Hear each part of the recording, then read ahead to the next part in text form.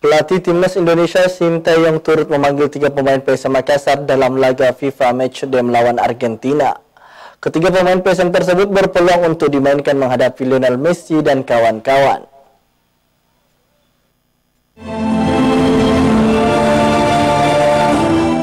Tiga pemain Makassar yang dipanggil Sinteyong adalah kiper Reza Arya Pratama, fullback Yance Sayuri, dan Yakub Sayuri yang berposisi sebagai penyerang sayap.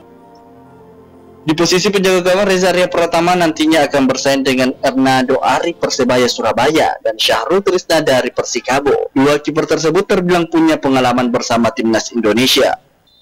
Meski demikian, Reza tetap berpeluang dimainkan oleh pelatih Sinteyong. Hal tersebut melihat catatannya di Liga 1 2022-2023 yang menjadi salah satu kiper terbaik. Kemudian di posisi fullback Yance Sayuri nanti akan bersaing dengan Pratama Arhan Tokyo Verdy, Rizky Ridho Persija Jakarta, dan Edo Febriansyah dari Persib Bandung.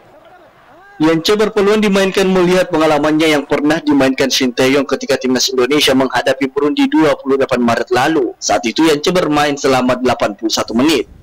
Tidak ketinggalan, ada Yakub Sayuri yang selalu menjadi andalan Sinteyong dalam beberapa laga terakhir Timnas Indonesia. Yakub bahkan telah mencetak 2 gol dan 2 assist bersama Timnas Indonesia di bawah asuhan pelatih Sinteyong.